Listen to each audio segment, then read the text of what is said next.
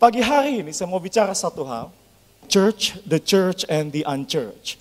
Gereja yang tidak lagi bergereja dan yang sama sekali tidak bergereja. Saya ulang, pagi hari ini apa yang saya mau bahas?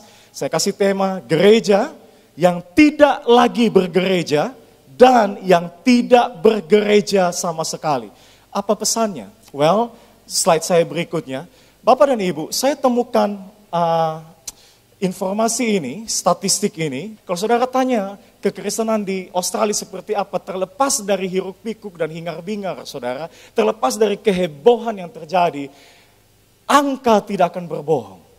Dan angka yang saya tampilkan kepada saudara bukan angka kaleng-kaleng, karena dilakukan oleh Badan Biro Statistik dari Australia, sensus di tahun 2021 saudara. Jadi sangat-sangat terakhir, ya 2021 baru 3 tahun yang lalu. Nah ini data yang diperoleh bahwa ketika dalam sensus itu ditanya satu pertanyaan, ada berapa banyak orang-orang Australia yang hari ini, di tahun itu, ketika sensus itu dikeluarkan, yang mengidentifikasikan diri, yang mengakui diri sebagai orang Kristen. Saudara tahu angkanya? Di tahun 2021 itu cuma 44%, berbanding dengan 5 tahun sebelumnya ada 8% penurunan, saudara. Kalau 10 tahun kita bicara yang lalu, karena sensus rata-rata 10 tahun, turun berapa persen? 17, betul tidak? Bapak dan Ibu dalam 10 tahun kekristenan turun 17%? You are kidding me. Anda bercanda sama saya. Anda pikir angka 17 itu kecil kah? Itu besar, saudara. Lebih buat frustrasi lagi adalah bahwa ternyata kalau saudara perhatikan bagan di sebelah sana, kolom di sebelah sana, pertanyaan berikutnya adalah berapa banyak dari orang-orang Australia yang mengakui bahwa mereka tidak beragama. Di tahun 2021 angkanya 39%, tapi coba lihat 5 tahun sebelumnya, dia naik berapa persen? 9% kenaikan, saudara. Berarti kalau kita bicara mundur sampai 10 tahun yang lalu, kenaikan ada berapa? 17% juga. Jadi di satu sisi, boleh percaya, boleh tidak, mereka yang mengidentifikasikan diri sebagai orang Kristen dalam 10 tahun terakhir drop 17%, tapi mereka yang mengidentifikasikan diri sebagai yang tidak beragama justru sebaliknya naik 17%. Christianity is dying. Sekarat, saudara. Sekarat. Kenapa? Slide berikutnya. Kalau saudara perhatikan di awal pertama, tahun 1911 ketika sensus itu dibuat, ada 96% orang yang mengidentifikasikan atau mengafiliasikan diri yang mengakui sebagai orang Kristen, 96%. Kalau hitung-hitung dari angka ini, tren 10 tahun terakhir ini atau 5 tahun terakhir ini, dan saya tahu saya kurang kerja, jadi saya coba hitung, saya kurangi setiap 5 tahun itu 7% saja, 7 saja. Karena kalau dari 2011 ke 2016 kan 9, saudara. Dari sini ke sini itu kan 8. Harusnya median nilai tengahnya itu kan 8,5. Betul tidak? Oke, Anda sebagian bingung. It's okay. Masih terlalu pagi untuk bicara ini. Tapi poin saya begini. Karena saya kurang kerja, saya coba kurangi 7% setiap 5 tahun. Slide berikutnya. Maka di tahun 2051 yang mengakui diri sebagai orang Kristen boleh jadi sisa cuma 2%. Tapi kita nggak terlalu kaget. Kenapa? Karena di Eropa sudah mulai seperti itu. Jadi kalau ada lagi yang seperti ini, harusnya tidak terlalu mengagetkan kita seperti seolah-olah kejadian baru pertama kali terjadi. Tapi di satu sisi harusnya membuat kita meratap, saudara. Kenapa? Karena ayat ini. Atas kita pernah diprediksikan loh, bagaimana harusnya kita berakhir. Bagaimana harusnya masa depan gereja? Ada ayatnya, Yesus sendiri yang mengatakan, Yesus sendiri yang bahasanya bilang prophesied, menubuatkan. Yaitu apa? Dia bilang begini, dan aku pun berkata kepadamu, engkau adalah Petrus, dan di atas batu karang ini, kalau saudara baca ayat sebelumnya, tidak usah dibuka. Yesus tanya kepada murid-muridnya, jadi menurut kamu aku ini siapa? Kalau hari ini dia tanya kepada saudara, menurut kamu aku ini siapa? Ya, itu pertanyaan super penting, saudara. Anyways, ketika dia lanjutkan apa yang dia tanyakan kepada murid-murid, murid-murid jawab segala macam, kecuali Petrus. Petrus bilang, engkau adalah yang diurapi, engkau adalah raja yang terakhir, engkau adalah Mesias, anak Allah yang hidup. Dan Yesus meresponinya dan bilang, Petrus, aku berkata kepadamu, di atas pernyataan itu, di atas batu karang itu, on that big, huge rock. Bahasa Inggrisnya bilang begitu, saudara ya. Di atas batu karang itu, aku akan mendirikan jemaatku.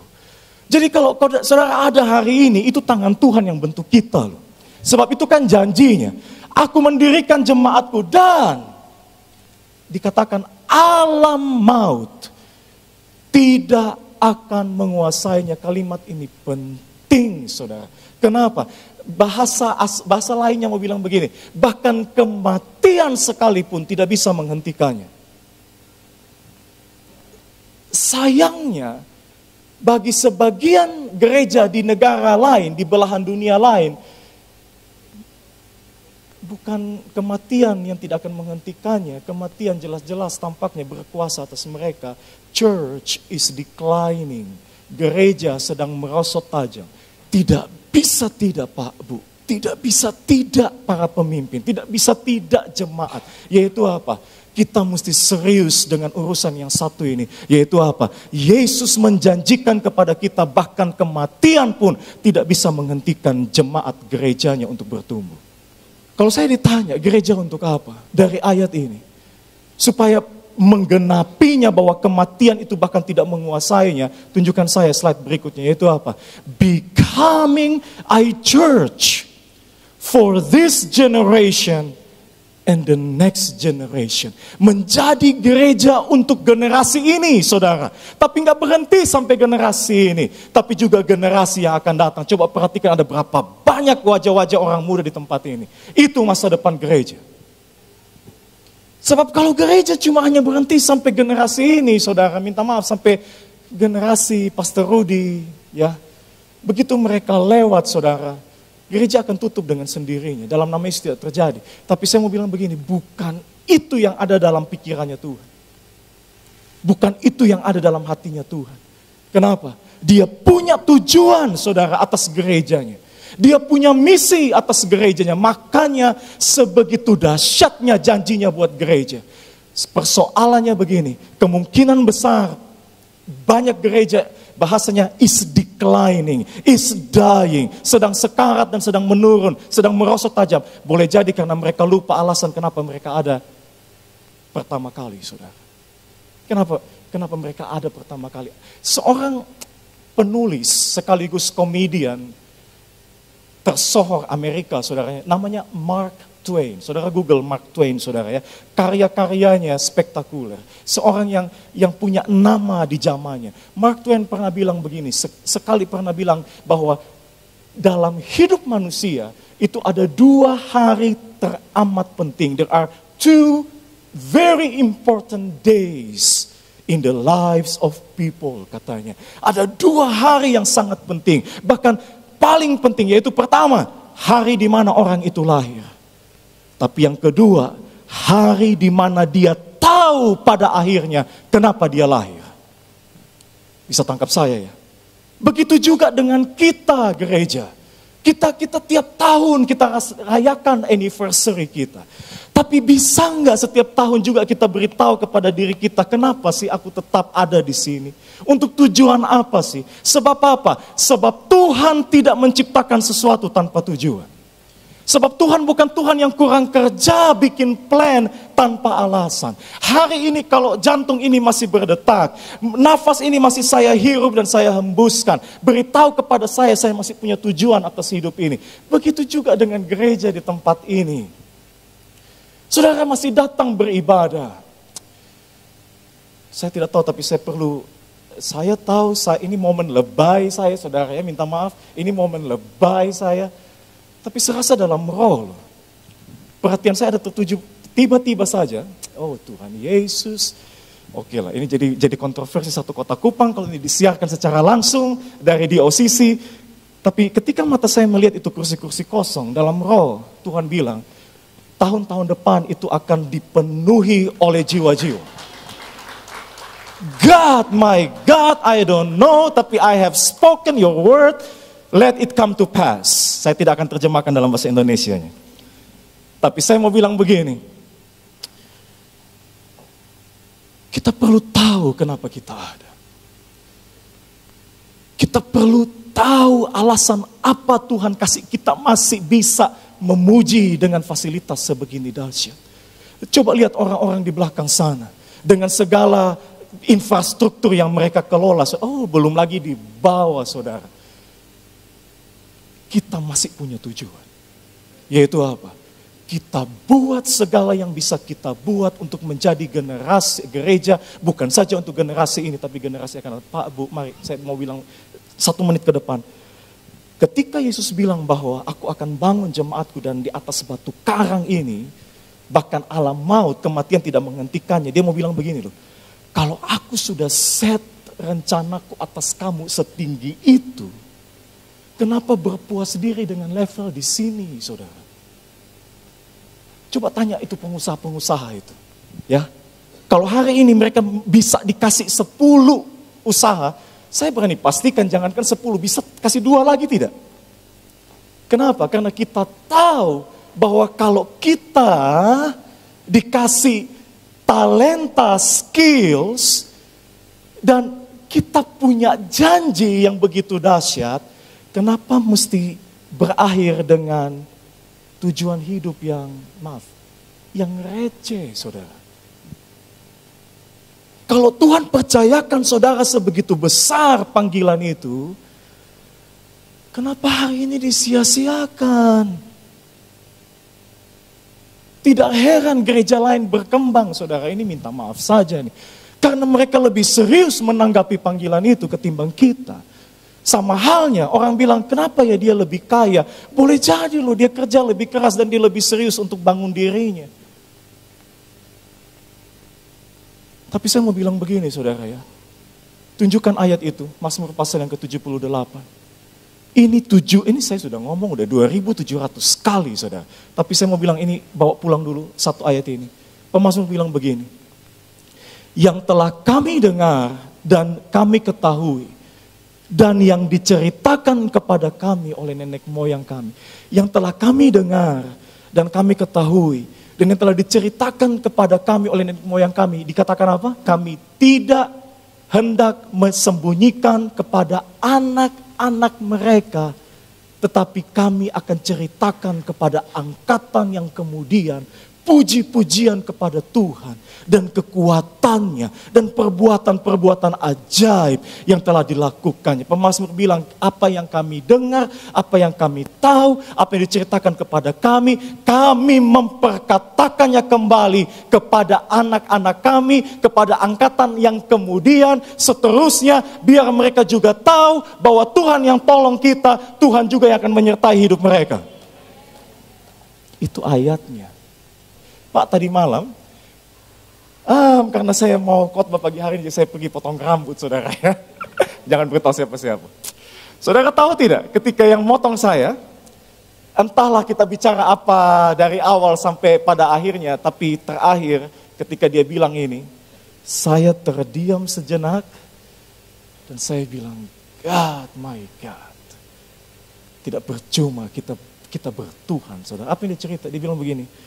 Dia panggil saya Kak, dia tidak tahu saya pendeta, saudara, tidak apa-apa. Dia bilang, Kak, iya, umur 23, anak baby, anak Mea 2 bulan, Dia bilang waktu istri saya melahirkan di Dedari, saudara ya. Dia cerita sangat jelas. Aduh, susah. Saya tidak punya pegangan. Sebelumnya saya bilang sama dia, jadi orang, selama kalau hidup kamu lurus, kamu tidak menyusahkan orang, kamu sungguh-sungguh cari Tuhan, Tuhan pasti tolong. Langsung dia jawab apa? Itu tidak akan pernah saya lupa. Kenapa? Karena pernah sekali ketika istri saya mau melahirkan di Dedari katanya. Ini orang Sabu by the way, saudara ya. Suami. Istri orang Rote, saudara. Saya tidak punya pegangan. Saya sudah bingung, sebingung-bingungnya. Di rumah sakit saya cuma hanya bilang, pasrah saja, saya bilang Tuhan besok Sontak mau bikin apa lah. Dan saudara tahu dia bilang begini, 30 menit kemudian, itu ada SMS masuk dari saya pun sepupu yang ada di Soe, yang saya bahkan tidak akrab sama dia. Kita juga belum tentu 1 tahun bicara, tapi dia bilang begini, lu punya bini melahirkan toh? Beta transfer 1 juta biar jadi pegangan. Dia dengar itu, dia dengar itu, dia bilang begini, saya di rumah sakit, saya sampai merinding seperti ada setan begitu. Kenapa? Saya betul-betul tahu bahwa Tuhan itu ada. Kenapa? Karena 30 menit sebelumnya saya baru bilang dengan segala beban itu saya tumpahkan, saya bilang Tuhan sudah tidak tahu saya mau bikin apa lagi. Tapi 30 menit kemudian ada SMS masuk, justru dari orang yang bahkan dia tidak akrab sama sekali. Dan dia bilang apa? Aku kasih kamu ini untuk pegangan. Dan dia bilang buat saya nilai itu besar. Dan akhirnya dia putuskan, dia bilang bahwa betul, Tuhan itu ada. Itu sebabnya saya mau bilang sama saudara, boleh tidak kalau kita lebih serius lagi bertuhan? Boleh tidak kalau kita lebih serius lagi bergereja? Sebab apa? Pak, Bu, sebab hati Tuhan buat saudara untuk kembali kepada Dia. Hati Tuhan buat saudara untuk ceritakan lagi kepada orang lain supaya mereka tidak perlu hidup tanpa Tuhan. Tidak perlu jauh dari Tuhan. Hati Tuhan buat saudara menjangkau orang di luar sana. Itu terlalu besar, saudara. Sebab apa? Sebab target dia cuma satu. Hubungan yang dipulihkan itu bagi dia berarti segalanya. Itu sebabnya tidak bisa tidak. Gereja untuk menjadi gereja bagi generasi ini dan gereja untuk menjadi gereja bagi generasi yang akan datang, tidak bisa tidak. Kita mesti keluar menjangkau. Sebab apa? Sebab itu yang Yesus buat, itu yang murid-murid buat, itu yang gereja mula-mula buat. Kenapa mereka buat itu? Karena cuma satu, mau beritahu kepada orang, bagi Bapa Surgawi, hubungan yang dipulihkan itu berarti segalanya untuk dia. Kamu tidak perlu harus hidupmu tanpa Tuhan. Kamu tidak perlu harus hidupmu jauh dari Tuhan. Sebab Tuhan ada untuk terima kamu kembali. 30 menit sisa khotbah saya, saudara. Saya mau fokuskan perhatian saudara pada 30 menit terakhir ini. Untuk bicara tentang seperti apa hati Tuhan buat mereka yang hari ini hidup tanpa Dia. Seperti apa hati Tuhan untuk mereka yang hari ini hidupnya jauh dari Dia. 29 sekarang menit sisa. Tapi saya mau bilang, karena saking terkenalnya cerita ini, boleh tidak kita sepakat? Pura-pura saja tidak tahu, saudara ya. Pura-pura saja tidak pernah dengar cerita ini. Kenapa? Bagi saya dalam cerita Alkitab, kalau bicara tentang kasih Tuhan buat orang berdosa, cinta Tuhan buat orang-orang yang jauh dari Dia, itu tidak lebih jelas dan tidak lebih gamblang, lebih daripada yang ditampilkan, yang diceritakan dalam Lukas pasal 15, yaitu tentang apa? Tentang 3 hal yang hilang. Saya mau bicara itu, saudara ya. Pura-pura saja, tidak tahu, baru kali pertama saudara dengar cerita ini. Oke. Lukas ketika menuliskan cerita ini, bagaimana Yesus punya hati kepada orang-orang, katanya orang berdosa, saudara ya. Saya paling anti pakai kata itu. Kenapa? Terus terang. Keluar dari sini saya berani jamin saya akan buat dosa juga, saudara. Jadi di satu sisi saya orang kudus, Tapi di sisi lain saya orang berdosa dan saya akan akui itu. Itu sebabnya saya coba menghindarkan kata orang berdosa dan saya akan pakai kalimat orang-orang yang mungkin hari ini hidupnya jauh dari Tuhan. Jadi saudara mengerti yang saya maksudkan kalau saya pakai istilah itu. Tapi poin saya ada di sini. Saudara mesti mengerti dulu kenapa kita jangkau orang. Saudara perlu mengerti dulu kenapa kita buat yang kita buat, tidak lain dan tidak bukan. Karena di hati Tuhan cuma satu, jiwa. Dan itu siapa? Itu saudara, itu saya. Tidak ada yang lebih menggugah, lebih jelas diceritakan, lebih dalam diperinci selain daripada cerita ini, menurut saya. Dan Lukas mengawalinya dengan statement ini, para pemungut cukai dan orang-orang berdosa biasanya menjadi kebiasaan mereka datang kepada Yesus untuk apa? Mendengarkan dia. 1 menit saya jelaskan. Kenapa pemungut cukai ada di sana bersama dengan orang-orang berdosa? Singkat cerita, karena pemungut cukai itu dibenci sangat, saudara, oleh orang-orang Ibrani, oleh orang-orang Yahudi. Kenapa? Karena mereka adalah orang-orang Yahudi yang bekerja untuk pemerintahan Romawi, pungut pajak di mana diambil sendiri dari saudara-saudara Yahudinya. Jadi orang Yahudi kalau lihat orang-orang pemungut pajak, mereka bilang, lu kurang ajar sudah. Bagaimana mungkin lu kerja buat company? Itu kan bahasa kita dulu Belanda, saudara. Kenapa lu bekerja buat bahkan dia yang menjajah kita? Bahkan bukan cuma itu, lu digaji sama dia, lu juga suka ambil kan kita punya pajak yang lebih itu. Lu tidak lihat lu punya saudara-saudara begitu susah. Kenapa masih menindas mereka dengan memperlakukan mereka? Itulah orang-orang pemungut cukai. Mereka tidak disukai, saudara. Betul-betul tidak. Oh Tuhan Yesus, tidak ada satu pemungut cukai yang disukai, saudara. Karena apa? Karena mereka mengkhianati bangsanya sendiri. Kategori orang-orang pemungut cukai itu sama dengan orang-orang berdosa. Tapi Lukas menuliskan begini, baik pemungut cukai maupun orang-orang berdosa, dua-dua tipe orang yang tidak ada potongannya atau gayanya atau modelnya mirip-mirip sama Yesus. Sama sekali potongannya tidak ada mirip-miripnya sama Yesus. Tapi biarpun begitu, ternyata mereka menyukai Yesus. Pemungut cukai dan orang-orang berdosa menyukai Yesus. Dan tidak kalah penting adalah mereka percaya Yesus juga menyukai mereka. Sebab apa? Sebab orang Farisi bilang, ia menerima orang-orang berdosa dan makan bersama-sama dengan orang Farisi bilang bahwa bagaimana mungkin kalau engkau klaim engkau dari Tuhan, engkau harusnya tahu seperti apa orang-orang itu. Kenapa dengan mudah terima mereka? Kenapa dengan mudah bergaul dengan mereka tanpa terlebih dulu tuntut mereka untuk berubah? Kan kita kan biasanya begitu kan. Berubah dulu, setelah itu baru kita percayakan pelayanan. Berubah dulu, setelah itu baru kita doakan. Berubah dulu, setelah itu baru kita klaim janji Tuhan.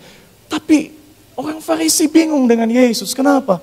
Dia bisa bergaul dengan mudahnya tanpa terlebih dahulu mengharuskan mereka mengubah jalan hidup mereka. Ini akan jadi kontroversi, tapi Lukas bilang begitu, saya cuma ikutin saja. Jadi mereka bersungut-sungut, saudara. Mereka protes, bayangkan. Justru orang-orang yang tidak mirip Yesus menyukai Yesus. Sedangkan orang-orang yang mirip dengan Yesus dalam orientasi penyembahan, keagamaan, dan Yahweh, itu orang-orang Farisi yang mirip dengan Yesus justru membenci Yesus. Nah, mau bilang begini. Secara pemahaman, ada dua grup yang dengar Yesus khotbah siang hari itu. Yang akan bercerita nanti cerita yang luar biasa. Ada dua grup. Satu grup orang berdosa dan pemungut cukai. Satu grup lagi yaitu pemimpin-pemimpin agama Yahudi. Ahli-ahli Taurat dan orang-orang Farisi. Dua grup sama-sama hadir dengar dia bicara. Tapi secara pemahaman, yang satu ada di Lasiana, saudara. Yang satu ada di Alak. Mau bilang begini, tidak mungkin akan bisa disatukan. Sebab yang Farisi akan lihat orang berdosa dan bilang, Tuhan terima kasih aku tidak terhitung di antara mereka. Dan aku tidak akan pernah mau jadi seperti mereka. Yang di sebelah sana bilang, kita juga tidak minta lu jadi sama seperti kita. Tapi yang pasti inilah kita. Mau bikin apa? Secara pemahaman mereka terpisah jauh. Itu sebabnya ketika mereka dengar Yesus, saya berani pastikan tidak ada dari mereka yang saling membaur, saudara. Masing-masing ambil jaraknya sendiri. Kalau saudara ngomong sama orang, 2, 3, 4, bahkan hari ini kita punya audiens begini banyak, jemaat begini banyak. Semua datang dengan persepsi yang begitu beragam, akan susah pembicaraan itu menjadi efektif kalau tidak terlebih dahulu disatukan untuk pembahasan yang serius, saudara. Yesus sebagai seorang guru yang handal, seorang master teacher, dia tahu apa yang harus dia buat. Sebelum dia bicara tentang hati Bapa, oh Tuhan, sebelum dia bicara tentang seperti apa hati Tuhan buat orang-orang berdosa, buat orang-orang yang jauh dari Tuhan, buat orang-orang yang hidup tanpa Tuhan, terlebih dulu dia mesti mulai menggabungkan pemikiran mereka, menyamakan persepsi mereka, supaya mereka bisa ikut bersama-sama dengan dia kepada cerita yang dia mau bawa mereka ke sana, saudara. Untuk menyamakan persepsi dari dua orang yang bertolak belakang ini, dia pakai satu cerita yang baik orang berdosa maupun orang benar, baik pemungut cukai maupun ahli-ahli Taurat, semuanya mengerti apa yang dia mau sampaikan. Kenapa? Karena semuanya pernah mengalami, yaitu dia bicara tentang kehilangan. Dia bicara tentang kehilangan. Siapa yang tidak pernah mengalami kehilangan? Apalagi kalau itu kehilangan yang berharga, pasti akan menguras tenaga, pasti akan menguras emosi, pasti akan menguras kita punya waktu, saudara. Semua orang tahu apa artinya kehilangan. Dan ketika dia mulai bicara, siapakah di antara kamu yang kalau punya 100 domba tapi hilang satu, tidak meninggalkan yang ke-99 itu dan cari yang satu itu? Begitu dia tanya, baik orang Farisi maupun orang pemungut cukai, dua-duanya akan anggukan kepala. Kenapa? Karena mereka tahu kehidupan seorang gembala. Mereka lihat tiap hari di Israel. Dan mereka tahu bahwa kalau satu domba hilang, gua mesti cari. Terlepas dari ada 99 yang tidak hilang. Slide saya, terima kasih. Jadi dia bicara tentang kehilangan. Dan penonton mendengarkan itu, paham yang dia maksudkan, saudara. Terlepas dari keyakinannya mau seperti apa. Tapi dia tidak berhenti sampai pada domba yang hilang. Ketika dia bicara bahwa adakah dari perempuan, Bapak dan Ibu, begitu dia bicara perempuan, saudara. Kalau dia bicara domba yang hilang, pendengarnya yang laki-laki langsung bisa connect, saudara. Tanpa basa-basi langsung bisa connect. Tapi dia pintar loh Yesus itu. Bagi saya brilian. Kenapa? Dia bukan cuma fokuskan pada laki-laki. Cerita yang kedua yang tidak kalah menegangkannya, sekarang dia bilang, adakah dari kamu perempuan yang kalau punya satu koin, begitu dia bilang perempuan, saya berani pastikan para wanita sudah pegang tangan, saling berpegang tangan dan bilang, dia bicara tentang kita. Lebih parah lagi, mereka akan bilang begini, sejak kapan ada rabi yang kita dengar terakhir yang menyamakan kita, yang menyamakan Tuhan seperti kita, perempuan. Cuma hari ini kita mulai mendengar bahwa dia mengumpamakan Tuhan seperti apa? Perempuan yang kehilangan satu koin. Di detik itu semua perhatian para wanita tidak pasti tertuju kepada dia, saudara. Sebab kepada mereka itu dimaksudkan juga. Dan cerita ini, satu koin yang hilang ini, singkat saja apa gunanya saudara ya. Jadi jangan bayangkan yang lain-lain selain daripada di Israel itu ada satu perhiasan permata yang terdiri dari 10 koin. Nah itu hari ini sama nilainya dengan cincin pernikahan. Oke? Jadi ada kumpulan 10 koin itu membentuk satu perhiasan yang hari ini level bobotnya sama dengan cincin pernikahan. Coba bayangkan sebentar kalau hari Sabtu saudara diberkati dan hari Kamis ternyata cincinnya hilang saudara. Hilangnya bahkan di dalam rumah. Saya berani pastikan sampai semua yang ada pasti sudah keluar mental, saudara sudah bongkar. Kenapa? Karena itu sangat berharga. Dan begitu juga dengan kasus yang ini. Tapi dia tidak berhenti sampai di situ. Dia lanjutkan bahwa apa? Bukan hanya satu domba yang hilang dari 100, bukan satu koin yang hilang dari 10, Tapi yang mencengangkan dan yang paling dia buat secara dramatis adalah ada satu anak yang hilang dari dua. Bapak dan Ibu, semua cerita kehilangan ini, semua paham. Mau orang Farisi, mau orang pemungut cukai dan orang berdosa, semua tahu apa yang dia maksudkan. Bukan barang baru. Dan mereka juga paham kemana dia mau bicara. Kenapa? Karena pada zaman itu secara kebudayaan, orang pegang teguh yang namanya rasa malu dan rasa hormat. Shame and honor. Kita hari ini juga sedikit banyak seperti itu, saudara. Betul tidak? Kalau kita lihat kita punya anggota keluarga, minta maaf nih ya. Datang ke terminal di Kota Kupang, sekali lagi minta maaf. Cuma hanya pakai celana dalam, dan kemudian petik-petik gitar. Kita bilang, lu lebih baik panggil dia masuk ke dalam rumah. Saudara tahu tidak, di New York, itu ada yang begitu, saudara. Dan diabadikan. Difoto masuk Instagram. Kenapa? Karena yang main itu berotot, tapi cuma pakai celana dalam doang. Itu dibanggakan, saudara. Kita di Kupang sini, kita bilang, itu kalau dia tidak miring, saya tidak tahu lagi mau bikin apa, yang pasti tidak mungkin keluarganya kalau waras, akan izinkan dia begitu. Kenapa? Kita punya rasa malu, saudara. Kita masih pegang teguh itu. Perbuatan yang aku buat mendatangkan malu atau hormat.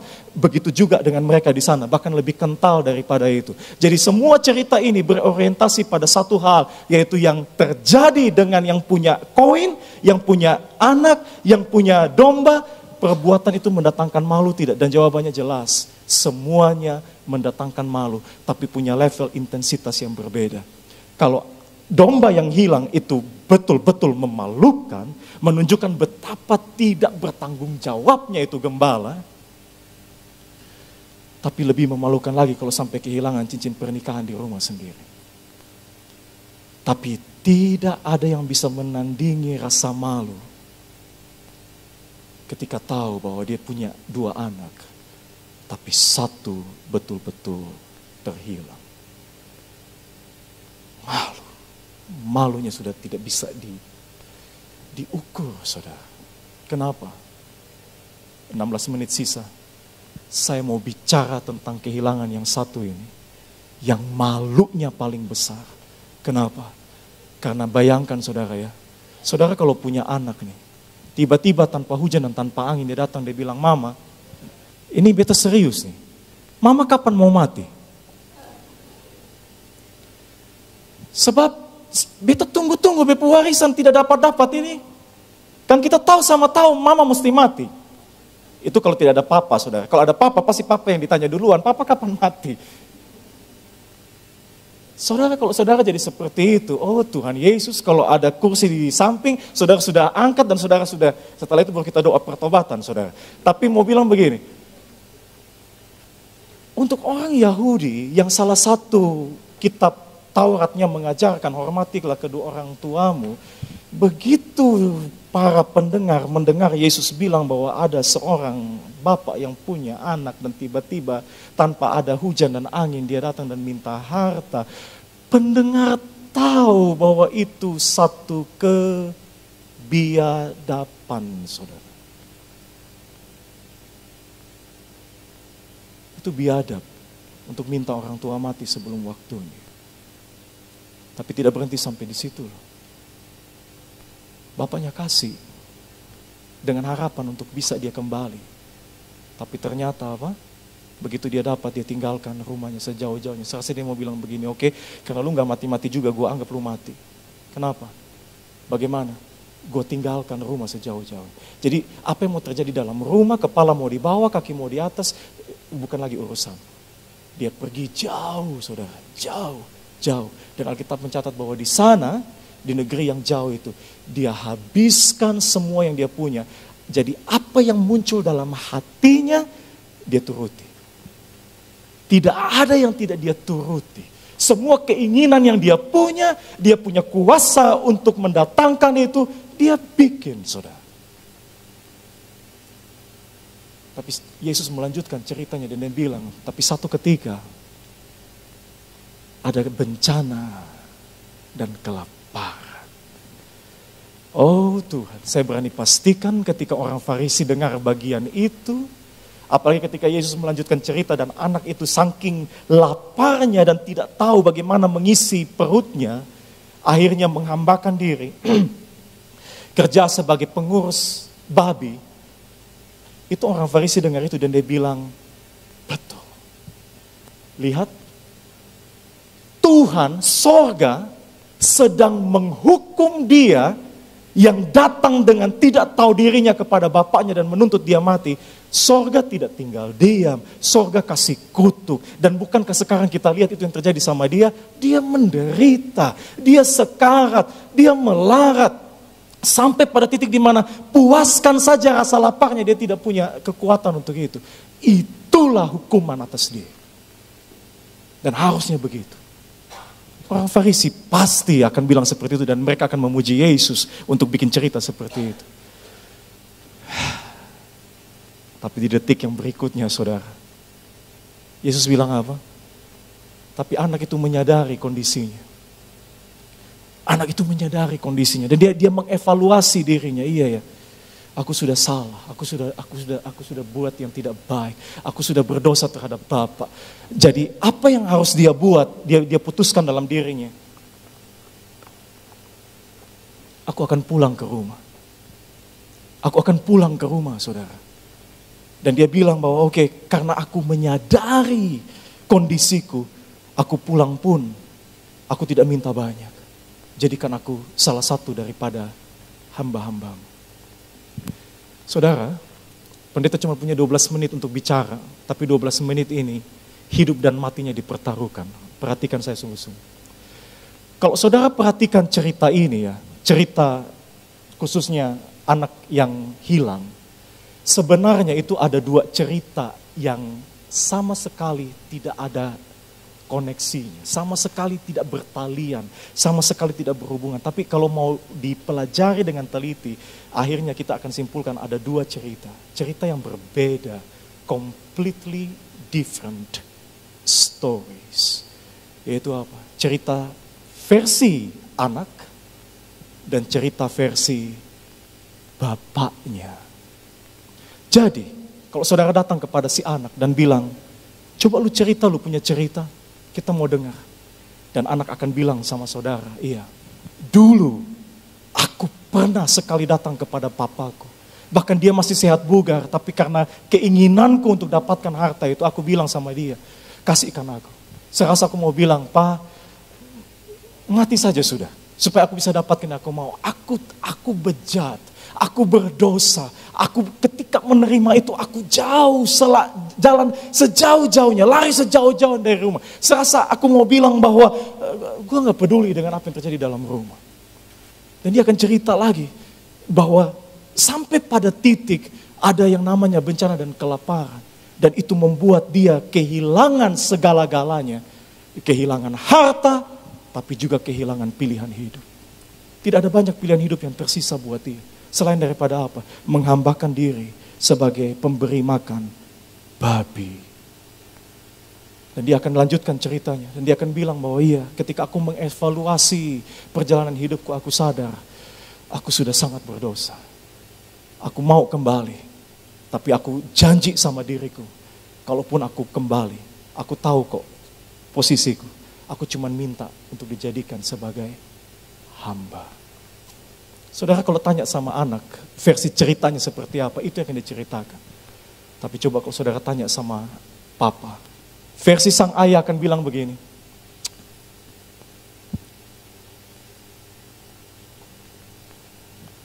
Pernah sekali anakku datang kepadaku. Dan dia menuntut untuk kubagikan hartanya. Karena aku tidak ingin dia pergi dan tidak ingin dia hilang. Aku turuti, aku kasih dengan harapan dia akan kembali. Tapi ternyata dia pergi jauh. Jadi bertahun-tahun, tahun lewat. Aku tidak lagi pernah lihat dia. Aku kehilangan dia. Aku menunggu setiap hari, kapan dia pulang. Tapi dia tidak pulang juga. Tapi itu tidak pernah membatalkan rasa kerinduanku untuk dia pulang. Jadi tiap hari aku akan menunggu kapan dia pulang. Dan papa itu bilang, satu hari aku lihat dari kejauhan. Itu kayak kayaknya anakku. Sekalipun mukanya sudah beda ketika dia tinggalkan rumah di hari pertama itu. Gemuk, segar, sangat punya vitalitas, berenergi. Tapi hari itu aku lihat dia tertati-tati jalan, menjadi begitu kurus. Kalau orang bilang, sudah ada dolek, susun ada potongan lagi. Tapi aku tetap kenal bahwa dia anakku. Dan itu sebabnya, aku tidak bisa tidak. Dia tidak mampu lagi dengan kekuatannya untuk jalan. Aku yang lari untuk temukan dia. Aku lari, aku dapatkan dia. Dan Bapak itu akan melanjutkan ceritanya. Dia bilang bahwa ketika aku temukan dia, aku tahu, aku kenal ini anakku. Aku rangkul dia. Dan bukan cuma aku rangkul dia, aku cium dia. Bapak dan Ibu, sampai pada bagian itu, aku rangkul dan aku cium dia. Orang Farisi ketika dia dengar, mereka kan pasti duduk, saudara ya. Mereka duduk darah sudah mendidih. Ini cerita model kayak apa ini? Tapi begitu Yesus bilang bahwa Bapa itu ketika menemukan anak itu dia rangkul dan dia cium. Orang Farisi langsung dengan sekuat tenaga dia bangun dan dia bilang itu penghinaan. Itu penyesatan. Kenapa? Karena kita tahu sama tahu anak itu baru keluar dari kandang babi. Dan dalam hukum Musa, babi itu sesuatu yang mencemarkan. Anak itu secara hukum Taurat tercemar sudah, berdosa sudah.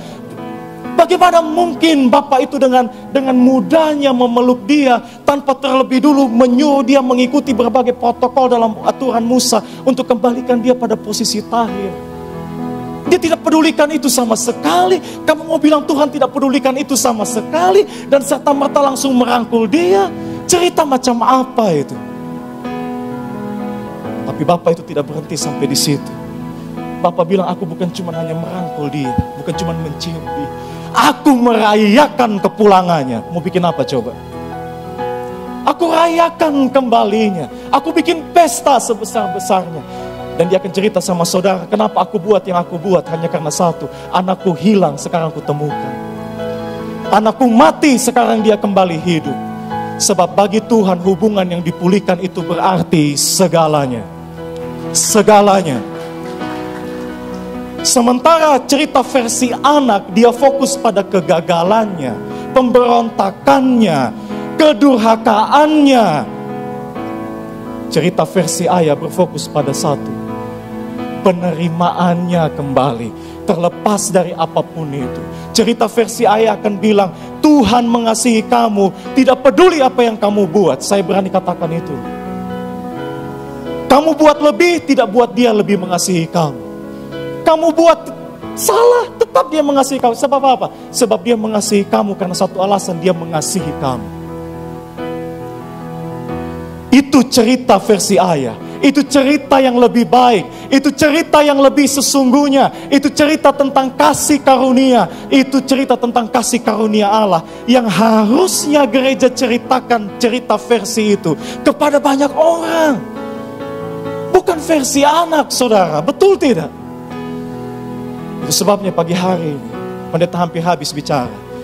Tapi kasih saya 5 menit ini, saudara, saya sungguh-sungguh. Hal yang pertama buat gereja, apa yang harus kita buat setelah kita tahu ini?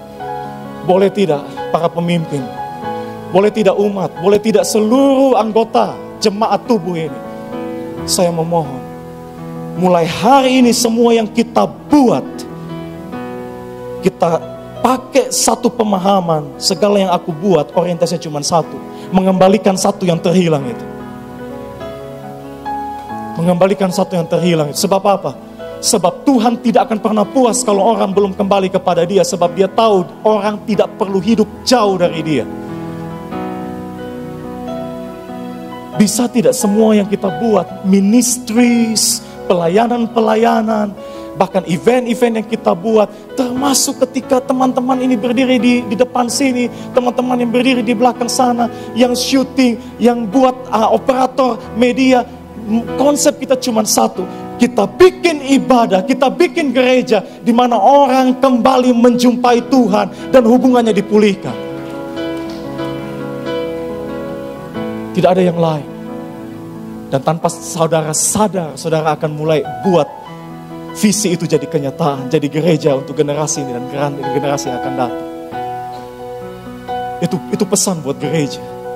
Tapi yang kedua, saya mau bicara kepada orang-orang, orang-orang yang hari ini dia bilang pada dirinya, iya Pak Pendeta, tapi Pak Pendeta kan tidak tahu dosa yang baru saya buat. Pak Pendeta kan tidak tahu. Coba kalau Pak Pendeta tahu dan dengar cerita saya sendiri bahkan tidak bisa ampuni diri saya, apalagi Tuhan. Terlalu rusak Pak Pendeta. Tidak ada harapan. Tuhan Yesus. Sungguhkah tidak ada harapan? Saya tunjukkan bagian yang terakhir, saudara. Coba perhatikan, no, tetap di situ. Bagian yang terakhir ini dalam bahasa Inggris, saudara. Ini respon daripada Yesus. Aduh, Tuhan Yesus, mari tim maju sebentar. Dalam hati saya ada sesuatu yang berkobar, saudara, ya, untuk cerita bagian yang terakhir ini. Saudara, kalau saudara tanya seberapa serius sih Tuhan mengasihi saudara, seberapa serius Tuhan mau terima saudara, ketika cerita itu dibuat, digubah, itu yang bikin cerita saking briliannya. Respon itu tidak dibuat begitu saja, itu punya makna, yaitu apa? Ketika domba itu hilang, Yesus bilang apa? Nanti di sorga akan ada sukacita, akan ada loh katanya loh. Ketika satu ditemukan akan ada sukacita katanya. Tapi coba perhatikan ketika koin itu ditemukan, dia tidak bilang akan ada sukacita. Pulang baca sendiri saudara ya. Dia bilang begini, di sorga sedang ada sukacita. Now is happening. Domba yang hilang akan ada sukacita kalau ditemukan. Koin yang hilang, sukacita sedang terjadi di sorga kalau ditemukan. Tapi coba kalau anak yang hilang, bukan akan ada sukacita, bukan sedang ada sukacita, dikatakan sudah sepatutnya kita bersukacita dan merayakannya. Serasa mau bilang itu pasti Pak, penerimaanmu pasti Bu. Hei orang muda, Tuhan terima engkau secara pasti. Kenapa? Ketika anak yang hilang, respon Yesus adalah kita sudah sepatutnya bersukacita. Itu sudah terjadi. Sudah terjadi. Sudah selesai dirayakan. Detik ini saudara bilang, Tuhan aku pulang. Aku balik. Detik ini Tuhan bilang, aku sudah merayakannya. Kembali.